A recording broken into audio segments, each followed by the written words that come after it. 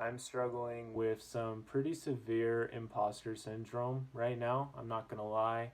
Just feeling like I just can't give anymore to the world. I have nothing left to give. And it's a really, really interesting thought to have because when you have a thought, it leads to another bunch of thoughts, and it's really interesting because every single thought is a little journey in and of itself with some end, and that end is generally action, which leads to writing more of your story, habits, and stuff. Lately, my thoughts have been very self-deprecating when I wake up and when I go to bed, and I have joy and stuff throughout the day, but lately it's been really rough. I'm not gonna lie. I've had days where I sleep in and I just can't believe it. I'm just like, what the heck are you doing, Dallin? Like, bro, we're doing so good. And so it's kind of caused this imposter syndrome. And I wanted to dive into that and talk about that. And hopefully this will be helpful for anybody else that's struggling with imposter syndrome. And I think it'll be helpful for me when I watch this again to have a little more compassion on my current self who is trying, who is struggling, who is really like, oh my gosh, it's a crazy whirlpool roller coaster we're in right now. It's actually amazing, but we're learning from it because we're going through this time of imposter syndrome. We can learn and move forward from it. So this is going to be pretty chill and relaxing, or maybe not relaxing, but just very off the cuff, not very scripted. So let's go. Yeah, so basically, I've had this like really high goals for myself this semester, and I just haven't really reached those goals. And so it's been really easy to just put off any kind of progress because it feels like I've already failed. And the crazy thing about that thought is once you think it, your brain starts to believe it. And it's like, okay, how are we going to validate this? Okay, so we didn't do very well on this accounting quiz. There's validation. And we look for all these reasons why that thing is the truth, why we don't have anything else to give, we don't have anything useful left to share with the world. I've had that thought the last couple days, like, I'm washed up, I've wiped out. There's really nothing else I can do right now. I can barely even survive on my own. It's just really hard to create anything self developmenty because I'm just struggling so much, and it's like, okay, how am I supposed to be a shining star if the shining star is burning out and seems like there's no shine left in him? It's really hard to do that. And the most crazy thing about it is I've been talking with some of my mentors and other people, and a lot of them are pointing towards the same thing. You got to be very careful how you talk with yourself, because how you talk with yourself is going to change what you bring about.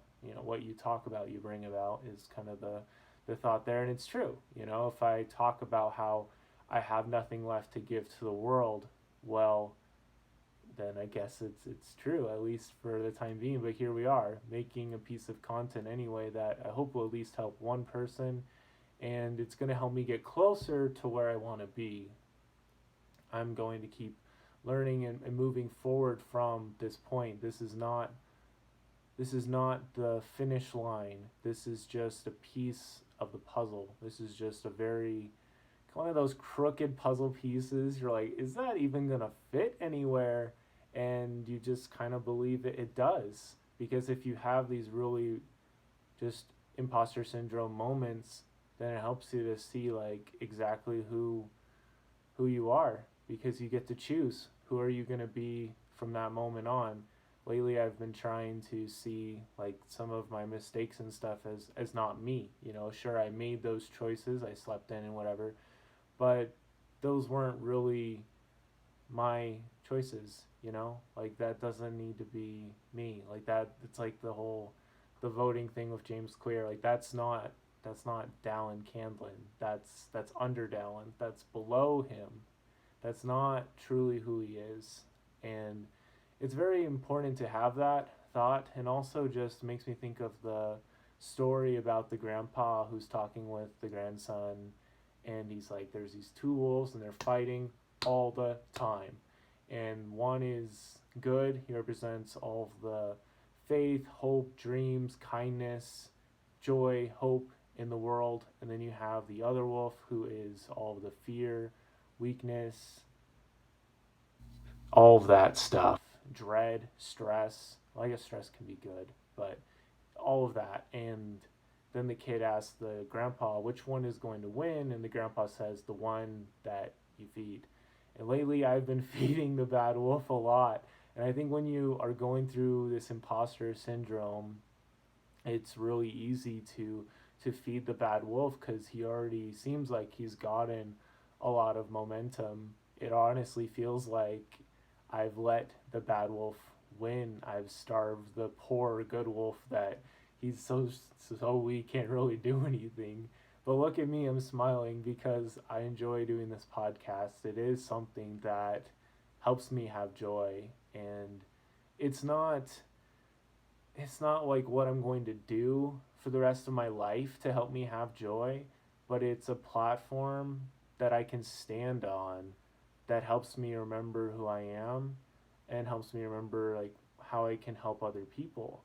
It's not all me. I really believe that God is helping me, and that has prepared me for this moment, and for doing these podcasts, and for reaching out to people. When I stand up on this platform, I feel like there's thoughts and there's knowledge and there's stuff that just pours into me. It just comes when I want to create. It's there. It's not oh, okay, I've passed my expiration date and I can't create anymore. No, the day of creation is today.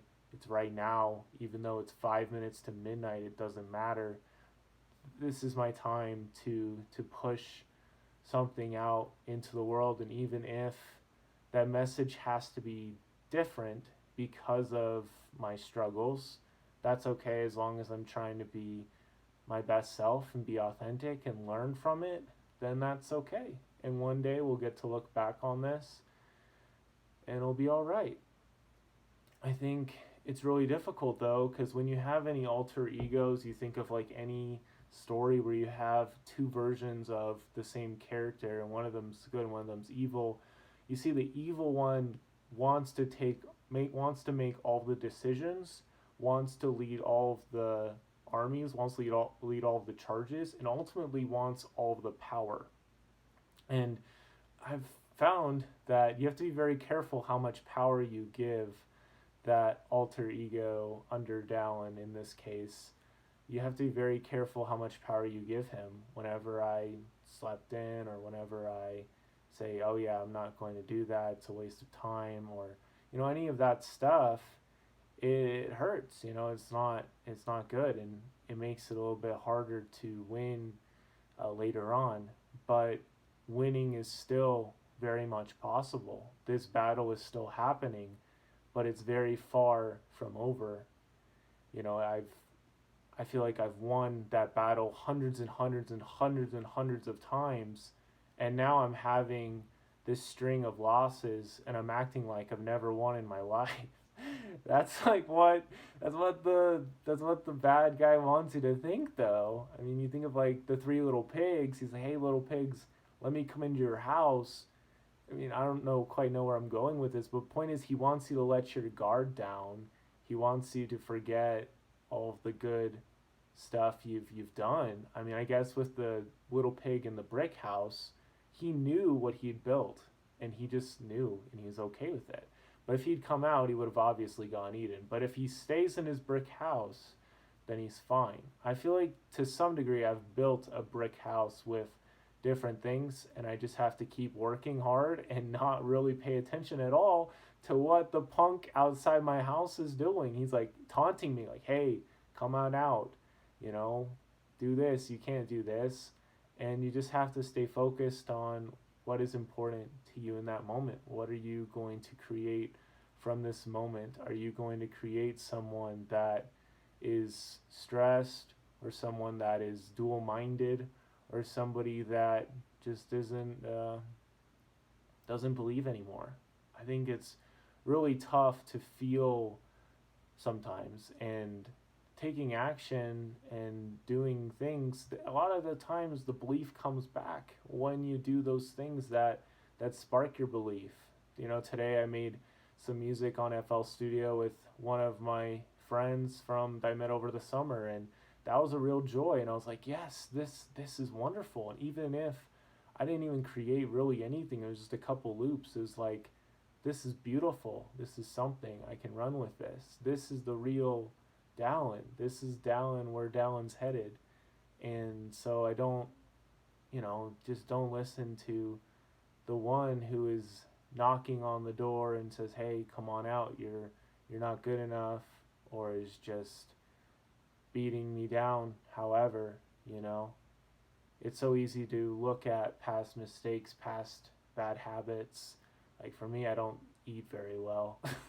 It's easy to look at that stuff and think this is how you are made. This is how you are defined, and it will always define you.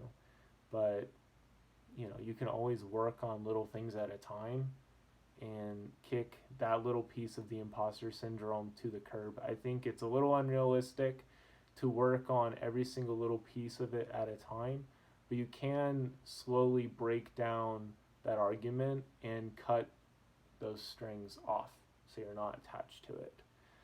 And I think that's really what I'm working on right now. It's okay that I didn't have the podcast all recorded and edited like I was hoping. It's okay that I haven't done as many interviews as I've wanted to do. It's okay that right now I have a bunch of homework that I still need to do. It's okay. What's more important is that I am winning in the battle against, you know,